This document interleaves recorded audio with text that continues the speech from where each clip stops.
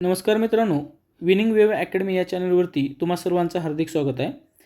या व्हिडिओमध्ये आपण जे काही इंटरिम बजेट म्हणजे अंतरिम अर्थसंकल्प जे कोणत्याही लोकसभा किंवा विधानसभाचे जे काही मुख्य निवडणूक असते त्यापूर्वी सादर केला जातो त्याला अंतरिम म्हणतात. आणि विद्यमान अर्थमंत्री महाराष्ट्र राज्याचे अजितदादा पवार यांनी हा जो अर्थसंकल्प आहे तो सादर केलेला आहे आणि त्यात महत्त्वाच्या घोषणा झाल्यात. आणि या 25 पैकी 20-22 जो प्रश्न झाले त्यापैकी 100% एक प्रश्न आगामी काळात विचारण्यात येणार आहे. तर पहिला प्रश्न बघा, दिव्यांग व्यक्तीसाठी म्हणजे त्यांना घर बांधण्यासाठी कोणती योजना सुरू करण्यात आलेली आहे? तर धर्मवीर आनंद दिघे घरकुल योजना सुरू करण्यात आलेली आहे.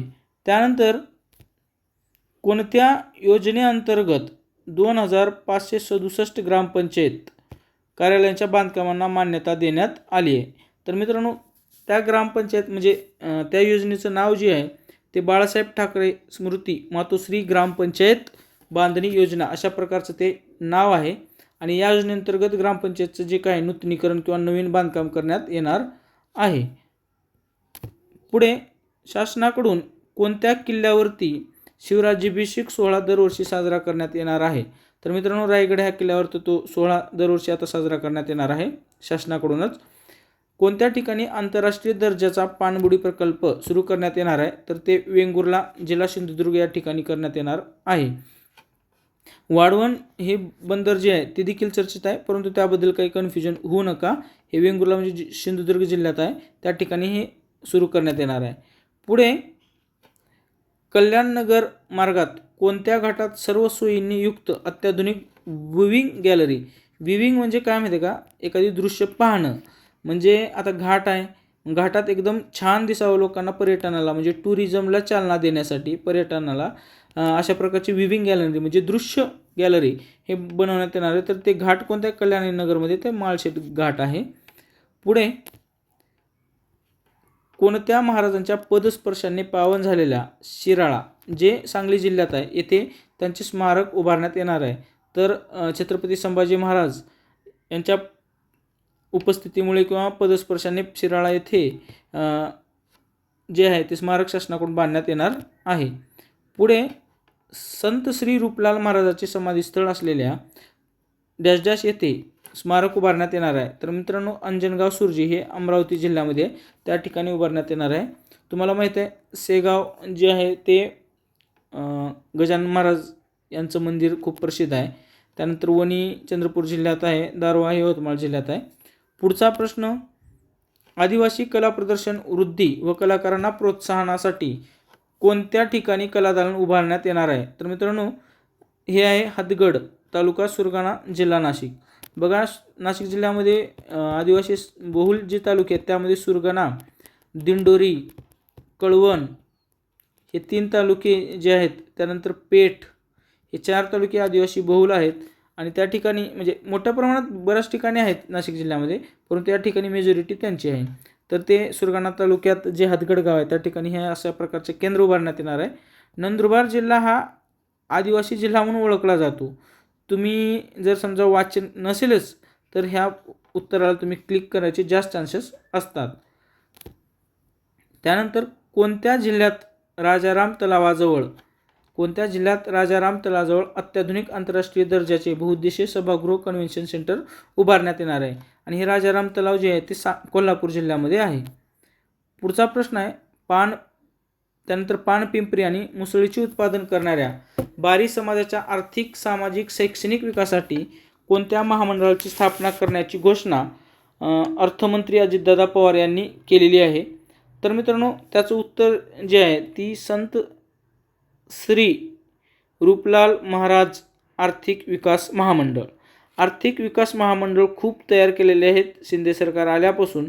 तर त्यामुळे एक लक्षात असू द्या, कोणते महामंडळ कोणत्या समाजासाठी आहे या संदर्भात प्रश्न यायचे जास्त चान्सेस आहेत. हे तुम्हाला मी एक एक्झाम पॉईंट ऑफ व्ह्यूनं सांगत आहे, तर वाचताना अशा प्रकारचं लक्षात ठेवा. पुढचा जो प्रश्न आहे तो आहे, संजय गांधी निराधार अनुदान योजना आणि श्रावणबाळ सेवा राज्य निवृत्ती योजना या अंतर्गत जे काही निराधार आणि विधवा आणि दिव्यांग व ज्येष्ठ नागरिकांना देण्यात येत होतं अर्थसहाय्य, जे दरमहा 1,000 रुपये होते, ते त्यामध्ये वाढ करण्यात येऊन ते आता दरमहा किती रुपये देण्यात येणार आहे, तर ते 1,500 रुपये देण्यात येणार आहे. राज्यात कोणत्या योजनेतून 10,000 हेक्टर खाजगी क्षेत्रावर बांबू लागवड करण्याची घोषणा करण्यात आली, तर मित्रांनो त्या योजनेचं नाव काय आहे, तर अटल बांबू समृद्धी योजना. महिला उद्योजकासाठी कोणत्या वर्षा म्हणजे या वर्षापासून कोणती योजना सुरू करण्यात येणार आहे, तर त्या योजनेचं नाव आहे पुण्यश्लोक अहिल्यादेवी होळकर महिला स्टार्टअप योजना. कोणत्या समाजाच्या शैक्षणिक व सामाजिक उपक्रमासाठी नवी मुंबईतील खारघर येथे 4,000 चौरस मीटरचा भूखंड उपलब्ध करून देण्यात येणार आहे. मराठा समाज जे काही सध्या आरक्षणासाठी आंदोलन करत आहे, त्यामुळे तुम्हाला यांच्यासाठी असेल असं वाटू शकतं, तुमचा अभ्यास जर नसेल तर मुळात ही जी स्कीम आहे किंवा ही जे भूखंड आहे ते धनगर समाजासाठी देण्यात येणार आहे. पुढे शेतकऱ्यांच्या किती अश्वशक्तीपर्यंतच्या शेतीपंपांना पूर्णतः वीज पुरवठा मोफत करण्याची घोषणा करण्यात आलेली आहे, तर ते 7.5 अश्वशक्ती आहे हॉर्स पॉवर. तर त्या योजनेचा शेतकऱ्यांच्या 7.5 अश्वशक्ती क्षमतेपर्यंतच्या शेतीपंपांना पूर्णतः मोफत वीज पुरवठा करण्यासाठी कोणती योजना सुरू करण्यात आलेली आहे, तर त्या योजनेचं नाव काय आहे, तर मुख्यमंत्री बळीराजा वीज सवलत योजना अशा प्रकारच्या योजनेचं नाव आहे. पुढचा प्रश्न पाहूया. मध्य प्रदेशच्या धर्तीवर महाराष्ट्रातही जुलै महिन्यापासून कोणती योजना राबविण्याची घोषणा करण्यात आलेली आहे, तर मित्रांनो त्या योजनेचं नाव आहे मुख्यमंत्री माझी लाडकी बहीण योजना. मुख्यमंत्री माझी लाडकी बहीण योजनेअंतर्गत 21 ते 60 वयोगटातील पात्र महिलांना दरमहा किती रुपये भत्ता देण्यात येणार आहे, तर मित्रांनो ती रक्कम आहे 1,500 रुपये. केंद्र सरकारच्या सवलतींचा लाभ मिळालेल्या राज्यातील पात्र कुटुंबांना दरवर्षी 3 गॅस सिलेंडर मोफत देणारी कोणती योजना जाहीर करण्यात आलेली आहे, तर मुख्यमंत्री अन्नपूर्णा योजना अशा प्रकारची ही योजनेचं नाव आहे.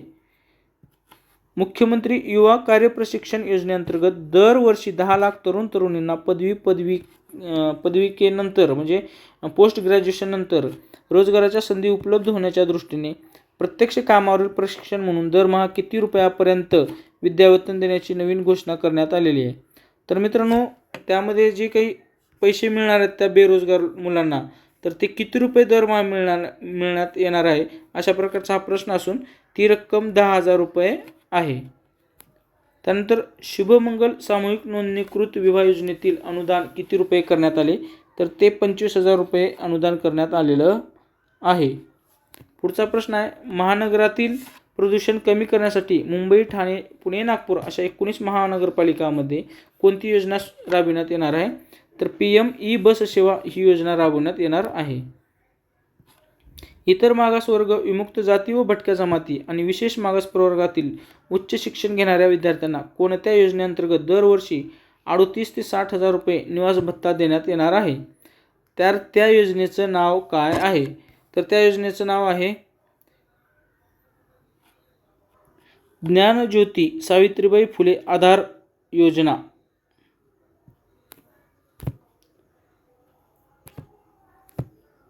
मित्रांनो हा आपल्या अंतरिम बजेटवर आधारित जे काही आपण प्रश्न बनवलं होतं, तर त्याचा हा शेवटचा प्रश्न होता.